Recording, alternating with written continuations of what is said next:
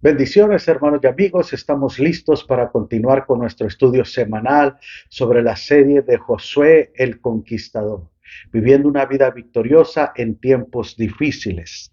Vamos a estar viendo el estudio número 23 el día de hoy y al final estaremos orando por las peticiones. Así que si usted tiene una necesidad, envíenosla y con gusto oraremos por usted. Padre, te adoramos, te glorificamos y te bendecimos. Venimos a ti con un corazón contrito y humillado, reconociendo nuestra necesidad, nuestra dependencia de ti. Reconocemos, Señor, que sin ti nada podemos hacer, pero que todo lo podemos en Cristo, que es nuestra fortaleza. Danos oído para oír y corazón para retener. Te lo pedimos en el nombre de Cristo Jesús. Amén. Gloria al Señor. La semana pasada vimos que entregó en sus manos a sus enemigos. Gloria al Señor. Pero hoy vamos a ver, vosotros tenéis con vosotros, ¿qué tenéis vosotros con Jehová? ¿Qué tienen ustedes contra Dios o con Dios? ¿Verdad? En Josué capítulo 22, verso 24, dice la escritura, lo hicimos más bien por temor de que mañana vuestros hijos digan a nuestros hijos, ¿qué tenéis vosotros contra Jehová, Dios de Israel? ¿Qué pregunta? ¿Qué tenéis vosotros con Jehová? Lo podemos darle la interpretación a la pregunta o responder la pregunta como ¿qué tienen que ver ustedes con el Señor? ¿O qué, por qué se pusieron en ese plan contra el Señor?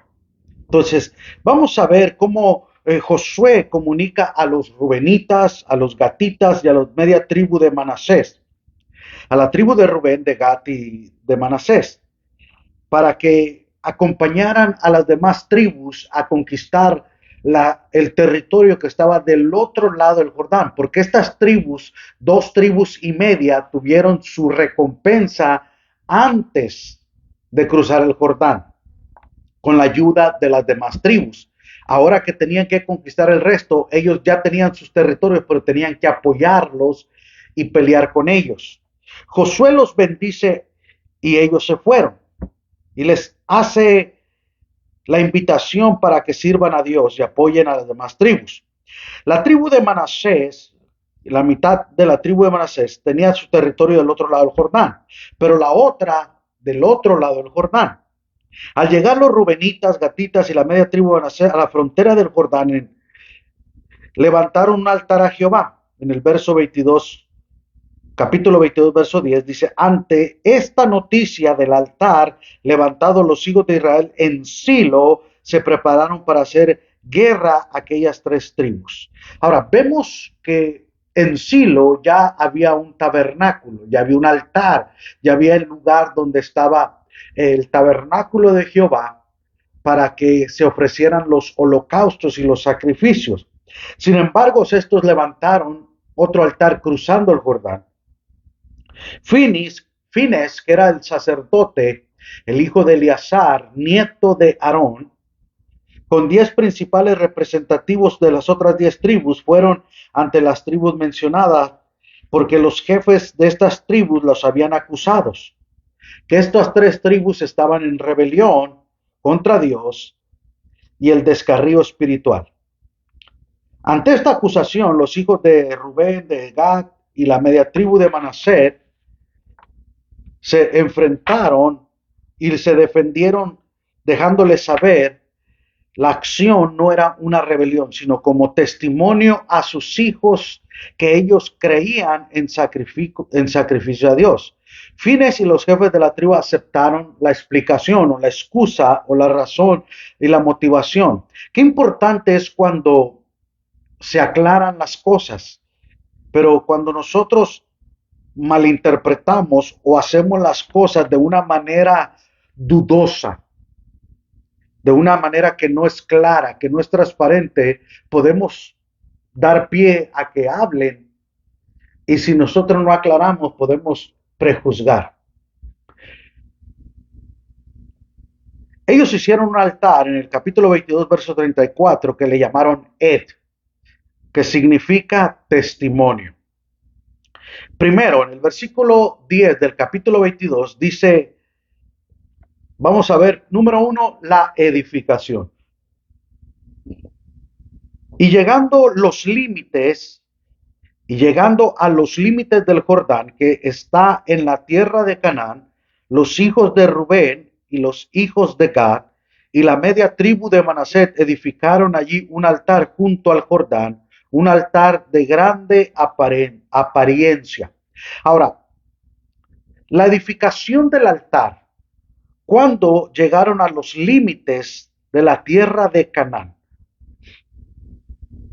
cuando fuimos en este último viaje a Israel, llegamos a Casar el Yahud o el río Jordán, donde es frontera Israel con Jordania. Y en esa área, en esa región, el pueblo de Israel, lo que estamos leyendo aquí, ellos hicieron un altar cruzando el Jordán, Casar el Yahud, del lado de Israel, ya es los límites de Canaán.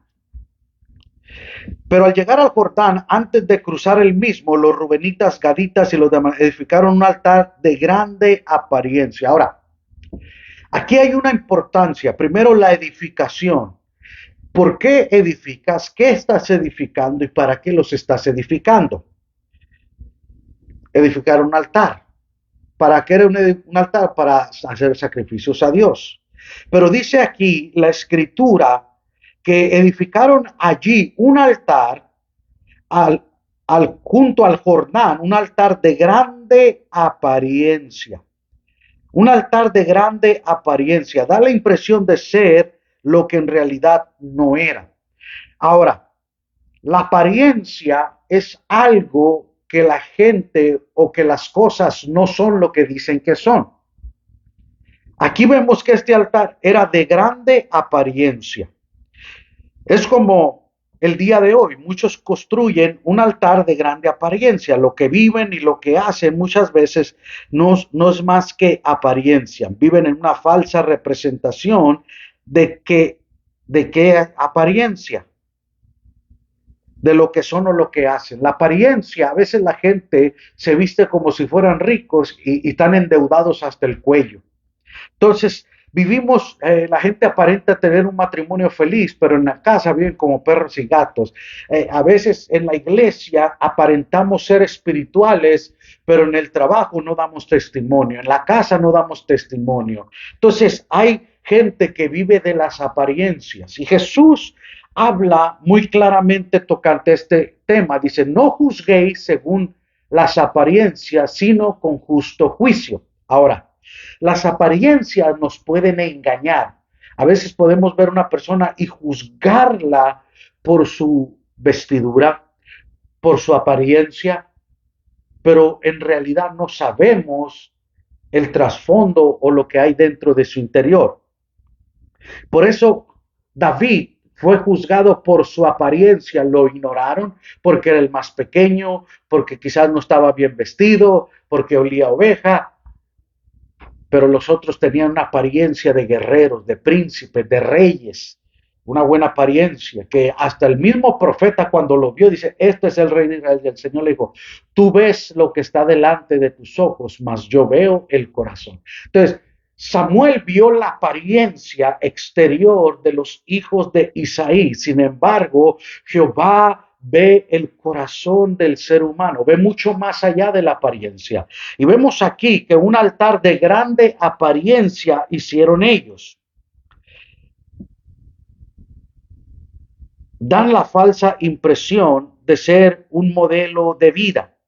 La vida espiritual de muchos es una gran experiencia. Se dedican a proteger y a vivir un testimonio que en realidad no tienen.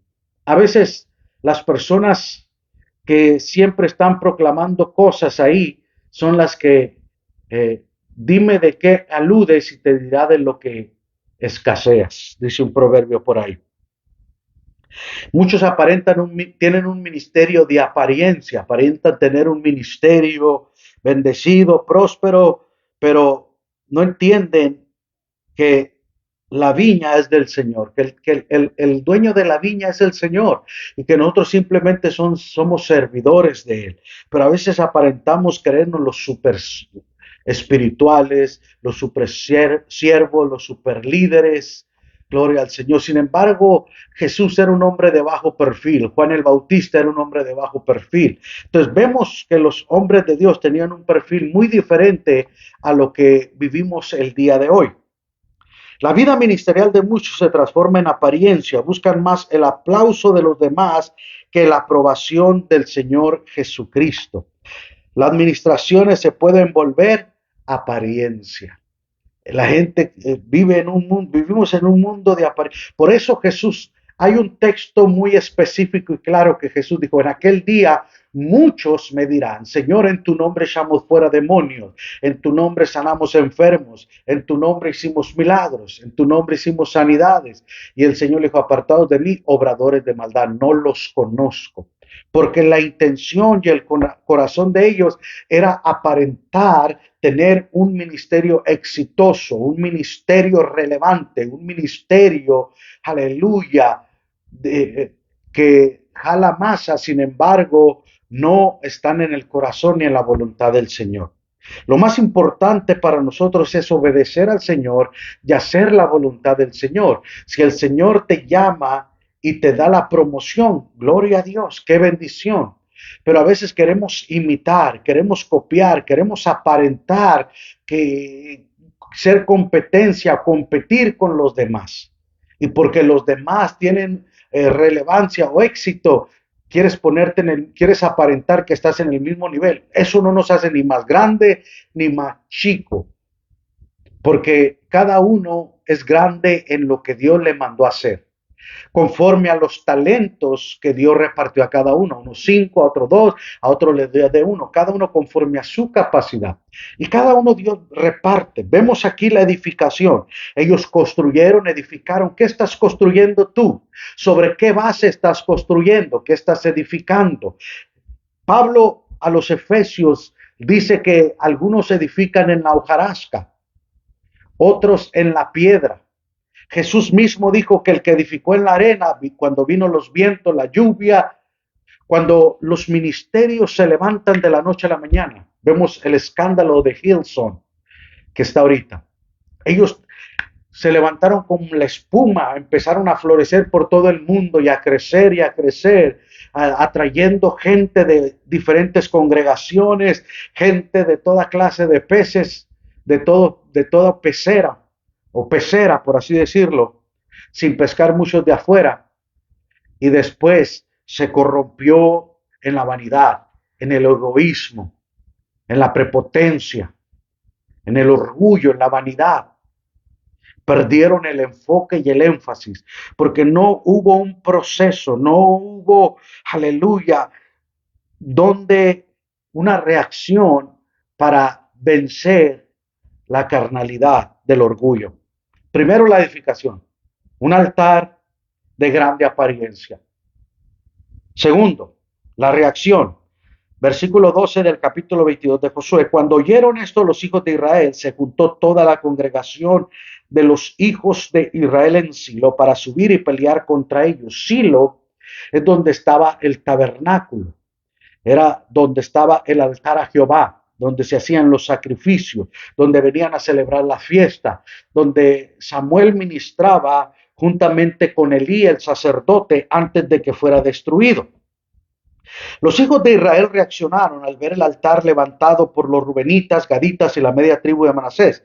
Esa reacción inicial estaba cargada de enojo, de ira, molestia y ganas de pelear. Cuando vemos, hermano, que Dios ya eligió, ya Dios escogió, ya Dios seleccionó una casa donde estar, donde habitar, donde hacer sacrificios, y cuando se levanta una competencia que es desleal, que no es del agrado del Señor, el pueblo del Señor va a tener celo, va a tener molestia, va a tener ganas de pelear en contra. El espíritu de pelear debe ser la última opción entre las personas. Vemos que hoy en día los pleitos están a flor de piel, ¿verdad? Vimos en los Grammys ahí un pleito que pasó. Vimos que las personas, eso debe ser nuestra última arma, sino para defender tu integridad sería la única razón. Una delegación compuesta por Fines, hijo del sacerdote Eleazar, con 10 príncipes de las tribus, se fueron al otro lado del Jordán para tener una reunión, para hablar y esclarecer. Queremos la reacción, ok. Antes de pensar mal, del verso 13 al 15 dice la escritura: y enviaron los hijos de Israel, de los hijos a los hijos de Rubén y a los hijos de Gad y a la media tribu de Manasés en tierra de Galad, a Fines, hijo del sacerdote Eleazar, y a 10 principales con él, un príncipe por cada casa paterna de todas las tribus de Israel, cada uno de los cuales era jefe de la casa de sus padres entre los millares de Israel, las cuales fueron a los hijos de Rubén, a los hijos de Gad y a la media tribu de Manasés en tierra de Galad, y les hablaron diciendo. Ahora, vemos aquí que cuando Moisés envió 12 espías, un príncipe de cada tribu. Aquí vemos que los príncipes, los principales líderes de cada tribu, fueron a representar a su tribu, fueron a hablar con estas tribus, estas 2 tribus y media, para querer una aclaración, una explicación de lo que estaban haciendo. Hubo una reacción, ok, una confrontación. Vamos a ver cuál es tu razón, cuál es tu motivación, por qué estás haciendo lo que estás haciendo. Y nosotros no estamos de acuerdo, pero queremos ver cuál es tu motivación. Entonces, cuando uno entiende y él explica la motivación, entonces, uno puede llegar a la aclaración. Vemos en el verso 16, toda la congregación de Jehová dice así: ¿qué transgresión es esta con que prevaricáis contra el Dios de Israel para apartaos hoy de seguir a Jehová, edificándonos altar para ser rebeldes contra Jehová? Para ellos era una prevaricación, para ellos era un acto de rebeldía hacer un altar cuando ya había un altar. Cuando para ellos era una rebelión apartarse de Jehová y una adoración en contra cuando ya había un lugar de adoración. Según su modo de ver las cosas, aquellas tribus al levantar el altar lo hicieron para ser rebeldes contra Jehová. Les hicieron una fuerte confrontación y le recordaron la maldad del porqué de lo peor. Perdón. En el verso 17. La rebelión se ponga como se ponga, se justifique como se justifique, es rebelión. Una rebelión no se puede justificar.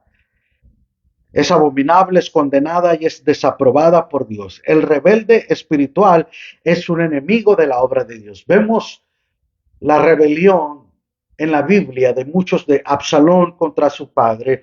Vimos rebeliones que se hicieron de Joab, de un montón de personajes.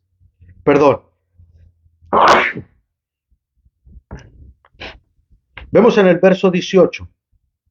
Vosotros os rebeláis hoy contra Jehová, y mañana se airará él contra toda la congregación de Israel. Ahora, ellos les estaban diciendo, ustedes se están rebelando contra Jehová y la congregación y contra la congregación de Israel. Ustedes son parte de nosotros, son pueblo de nosotros, no pueden hacer eso. Es triste ver cómo muchos ministerios nacen de la rebelión. Ahora, ¿a qué me refiero con esto? Dios los puede perdonar y restaurar mañana, pero en el transcurso hay muchas congregaciones y muchos ministerios que se levantan con una rebelión, con una división, que aparentan, Dios me dijo, Dios me llamó, pero hay una fractura, hay una separación, no hay una bendición. Lo más saludable es irte con la bendición de tu pastor, de tu líder. Ya si él no está de acuerdo, bueno, es otra historia, pero tú tienes que irte con la bendición y no llevarte la mitad de la congregación. A veces no entendemos, hay situaciones donde uno tiene que separar cuando hay rebelión y no hay una reconciliación con Dios y tenemos que separarlos. Pero vemos ahí que lo que se siembra en rebelión se cosecha en rebelión. En el verso 20 del capítulo 22 dice, no cometió Acán, hijo de Zera, prevaricación con el anatema, y vino a ira sobre toda la congregación de Israel, y aquel hombre no pareció solo en su iniquidad. Ahora, les están recordando cómo Acán, cuando conquistaron Jericó, el Señor les había dicho que no tomaran del anatema, pero Acán tomó el lingote, unas vestiduras, y la escondió. Y no solamente Acán, sino todo el pueblo de Israel, cuando fueron a la guerra con Ahí, contra la ciudad de Ahí, fueron derrotados por un mínimo de ejército, pero era por causa del pecado. Y cuando Josué se humilla delante del Señor, el Señor les revela que hay anatema en el pueblo, hay maldición. Y le tocó a la tribu de Judá y a la familia de Acán, y toda la familia de Acán pereció apedreada y murieron por causa del anatema. Entonces, esa prevaricación es lo que les estaban diciendo, hey, no vayan a ser culpables ustedes y responsables de que sus tribus sean exterminadas por causa de su rebeldía, por causa de su desobediencia a Jehová. El rebelde y el traidor son siameses de la maldad. Vemos que muchos ministerios y ministros se levantan en contra y se rebelan contra lo que ya se estableció. Número 3, la aclaración. En el versículo 24 del capítulo 22 de Josué dice, lo hicimos más bien por temor de que mañana vuestros hijos digan a vuestros hijos, que vuestros hijos digan a nuestros hijos, ¿qué tenéis vosotros con Jehová Dios de Israel? La tribu de Rubén, de Gad y la media tribu de Manasés declararon que si ellos habían hecho un altar por rebelión o por prevaricación contra Jehová, no nos salves hoy. Ahora, si nuestra intención es esta, si somos rebeldes, no nos salven ahora, déjenos a solas. Ante Dios tenían limpia su conciencia, no fueron rebeldes ni prevaricadores contra la autoridad de Dios, ni eran culpables se someterían de manera voluntaria al juicio de Dios. Aquel lugar de apariencia no lo edificaron para dejar a Dios, ni para sacrificar holocaustos u ofrenda, o para ofrecer sacrificios y ofrendas de paz. Vemos que muchas percepciones se basan en interpretaciones erradas, en conclusiones equivocadas o en lo que otros o nosotros vemos, pero que no es en realidad. Las apariencias engañan, acuérdense. Podemos juzgar o podemos tomar por hecho una situación que no fue.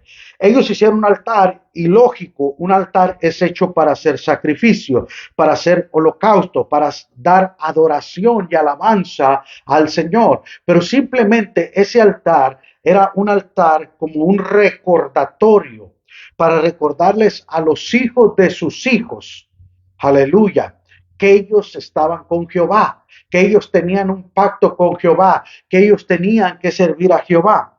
Entonces, vemos aquí que cuando ellos fueron y escucharon la aclaración, la motivación y la razón, qué importante es cuando se aclaran las malas lenguas, por así decirlos, que se aclaran aquellas cosas que parecen malas intenciones.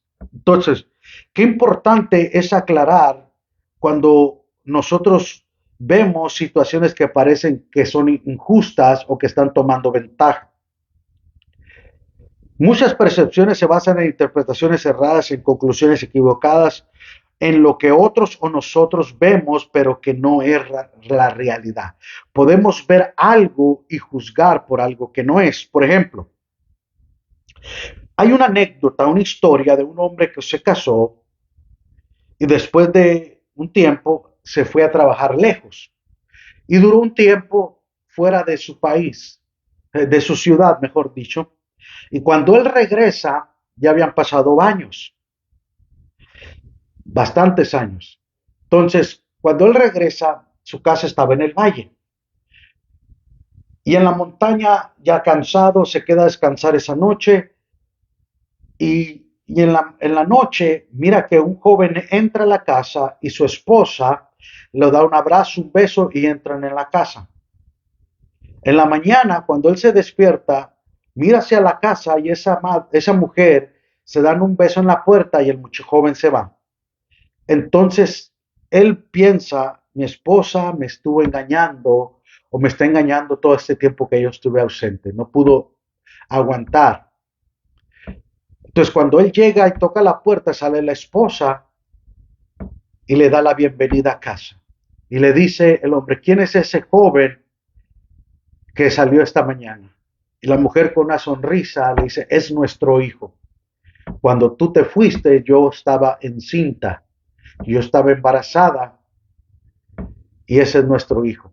Entonces, él pensó y creyó que lo que estaba viendo por la apariencia tenía un prejuicio.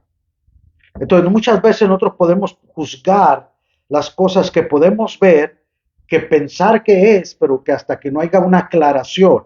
Y la tribu de Rubén, de Gad y de Manasés, ellos hicieron la aclaración de que era simplemente como un monumento de recordarle a los hijos de nuestros hijos que nosotros serviremos a Jehová.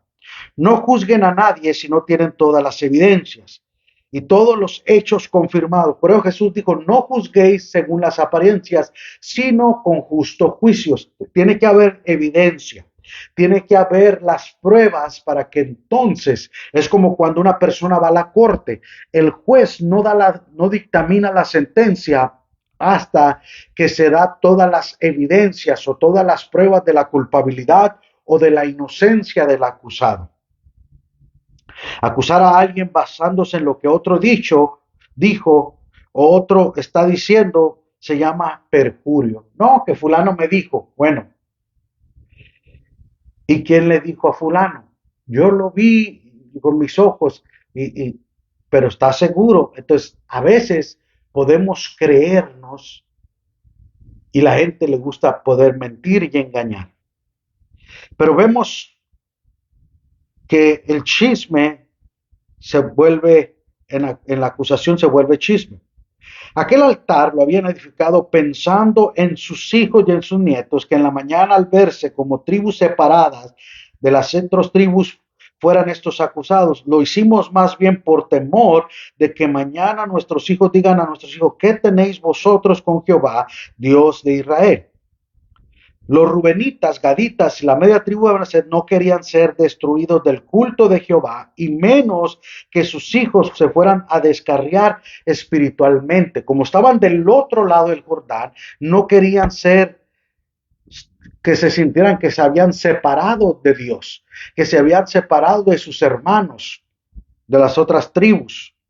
Jehová ha puesto el lindero del Jordán entre nosotros y vosotros, oh hijos de Rubén, hijos de Gad, no tenéis vosotros parte de Jehová, y así vuestros hijos harían que nuestros hijos dejasen de temer a Jehová. Entonces ellos pensaron que podían haber una separación, una distinción delante de ellos. Pero vemos ahí, en el verso 29, nunca tal acontezca que nos rebelemos contra Jehová o que nos apartemos hoy de seguir a Jehová edificando altar para holocaustos, para ofrendas o para sacrificios, además de altar de Jehová, nuestro Dios que está delante de su tabernáculo. Ellos sabían, ellos entendían, ellos comprendían que hay un solo lugar donde se adora, se exalta, se sacrifica a Jehová. Y ellos no estaban ignorando ese principio y ese mandamiento que Dios había establecido. Que Dios nos libre, simplemente que era nomás para que cuando lo vieran le recordara, le viniera a la memoria, que le viniera a su mente, hey, si estamos separados es por el Jordán, no porque no nos queremos, no nos amamos, no nos llevamos, no, el Jordán es nuestra frontera, nuestra separación, pero todavía adoramos al mismo Dios, todavía somos el mismo pueblo, el mismo remanente. en el verso 31, y dijo Fines, hijo del sacerdote Eleazar, de los hijos de Rubén, a los hijos de Gad y a los hijos de Manasés, hoy hemos entendido que Jehová está entre nosotros, pues que no habéis intentado esta traición contra Jehová. Ahora habéis librado a los hijos de Israel de la mano de Jehová.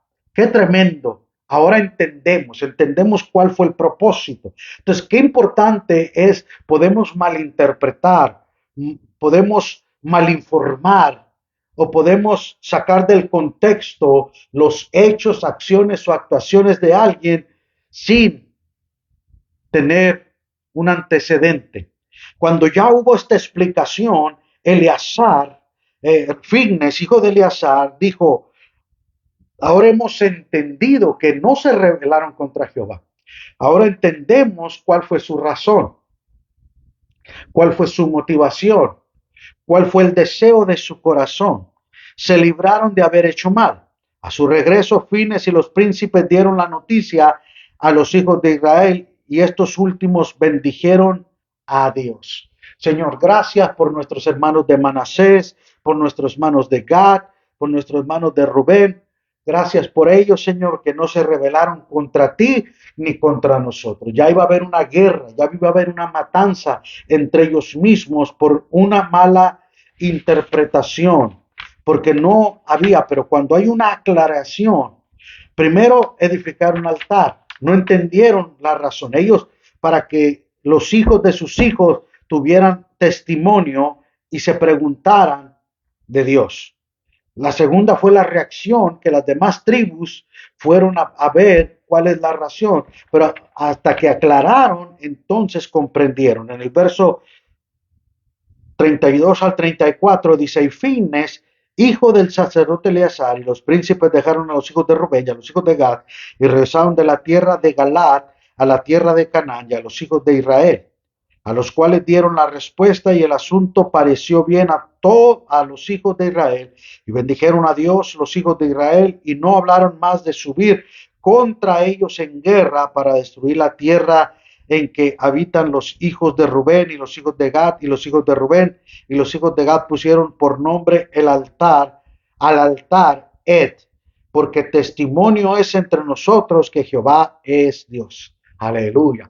Ese testimonio, ese altar, el nombre de ese altar era para testimonio que Jehová era Dios. Qué maravilloso. ¿Qué tenéis vosotros con Dios? Que Jehová es Dios. Jehová sigue siendo Dios. Gloria al Señor. Qué maravilloso. Qué importante es edificar, pero no sobre las apariencias. Ellos hicieron un altar que aparentemente parecía majestuoso, aparentemente, y la apariencia engaña mucho. Pero después hay una reacción, y reaccionaron, pero después vino una aclaración. Primero, para concluir, los creyentes, los líderes, los conquistadores se guardan de las apariencias. Un creyente de verdad no anda aparentando algo, no anda presumiendo algo. Segundo, los creyentes conquistadores y líderes se cuidarán de no hacer percepciones equivocadas sobre otros. A veces somos faltos, somos rápidos. La Biblia dice, todo hombre sea tardo para hablar y presto para oír. Pero muchas veces es al revés. Oímos poco y hablamos rápido. Pedro tenía un problema. Hablaba rápido, pero pensaba poco. Y nosotros tenemos que oír presto, rápido y pensarla para hablar. Y número 3, los conquistadores estarán abiertos para aceptar las aclaraciones de otros. Tenemos que estar abiertos para entender y aceptar la situación y la aclaración de los demás. Vamos a orar. Padre, te adoramos, te bendecimos y te glorificamos.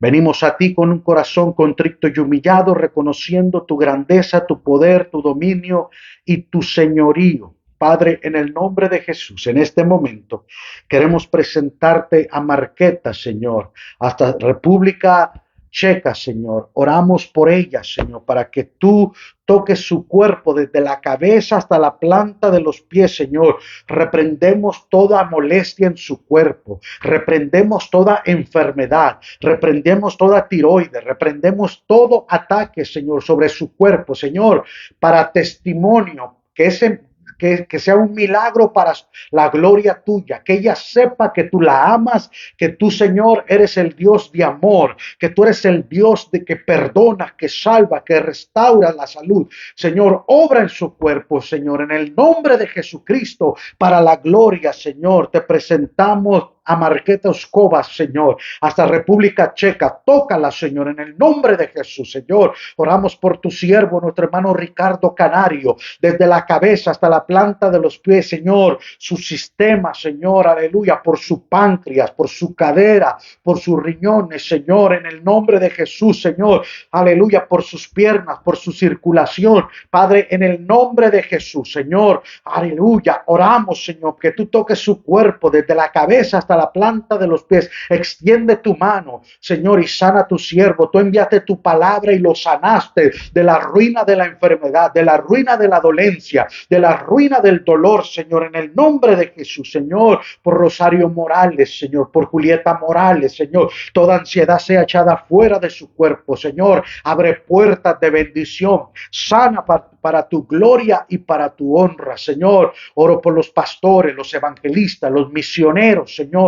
Oramos, Señor, en el nombre de Jesús, Señor, por Rosalba Reyes, Señor, que tú toques su cuerpo, por su esposo Ramón Reyes, que tú fortalezcas su vida, Señor. Aleluya, que tú aumentes su fe, Señor, que su fe no decaiga, Señor, que tú lo sigas fortaleciendo día con día. Todos aquellos que están luchando con problemas de salud, Señor, en el nombre de Jesús, extiende tu mano para que en tu nombre se lleven a cabo milagros, prodigios y maravillas, Señor, porque para ti nada es imposible. Tú eres el mismo de ayer, de hoy y de todos los siglos. Glorifícate, Señor, por Jenny Manquera. Toca su cuerpo desde la cabeza hasta la planta de los pies, Señor. Reprendemos toda tiroides, Señor, en ese cuerpo. Sana, Señor, en el nombre de Jesús. Por mi hermano Ramón, Señor, en el nombre de Jesús, Señor. Oramos por la familia, Señor, Manquera, la familia Pérez, la familia Morales, Señor.